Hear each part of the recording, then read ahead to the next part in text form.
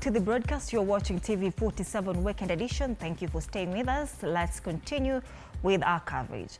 Now, financial pressures have been linked to the growing trend of young women seeking financial support from older partners, famously known as Wababaz. Experts, however, warn that these relationships heighten HIV risk, particularly as HIV education has been reported to decline and prevention tools becoming less accessible for youth in the country, as I filed in this report.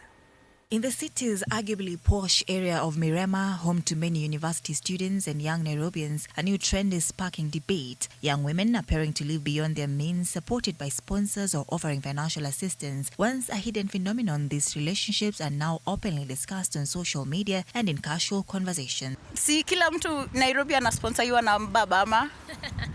Ni wamechagua tu kuishi Mirema, but almost all of us hapa Nairobi, si most of them wanasponsoriwa na wababa. Chances ziko ni wababa. Sana mademu wanaishi hapa ni wababa. The biggest reason as to why we as females get wababa is because one, we need to we are very broke at this age. We are so broke, and we need something just to boost us. We need something to sustain us. Living here means breaking the bank, according to one resident who spoke to TV 47, underscoring the financial strain young people face. However, experts warn that these relationships, while often fulfilling financial needs, are putting young women at risk, as older partners are often less likely to use protection, increasing vulnerability to HIV. Because of the facilities around here, as you can see, there is some good roads, there's power.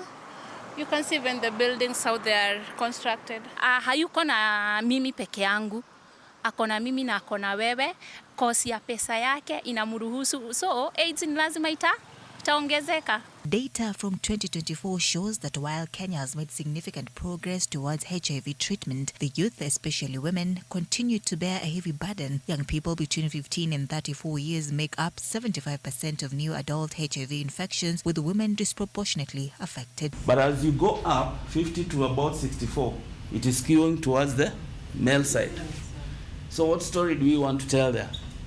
The story is there is a correlation between the older men and the young women in college.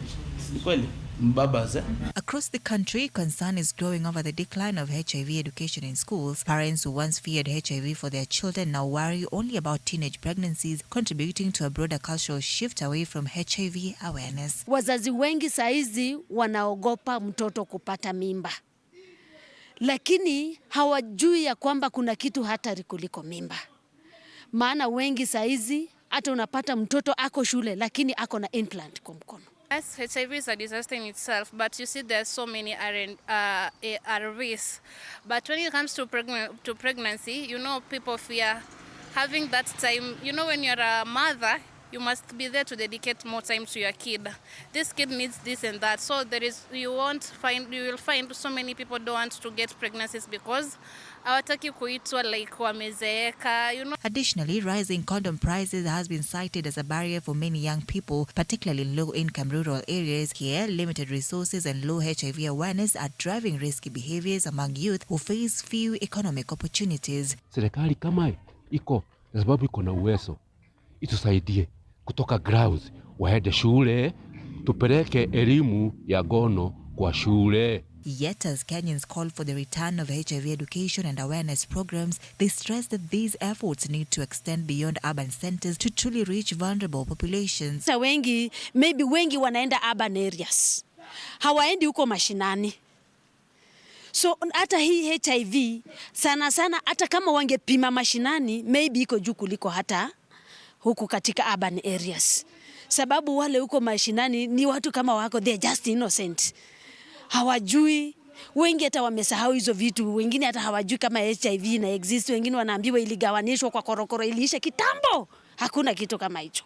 This renewed focus on prevention reflects the country's understanding that economic pressures, lack of education and access to prevention tools all contribute to the country's HIV burden. Reducing infections will possibly require confronting the social and financial realities that shape young people's choices, ensuring that education and resources reach all corners of the country, from the city neighborhoods to the rural grassroots. All right.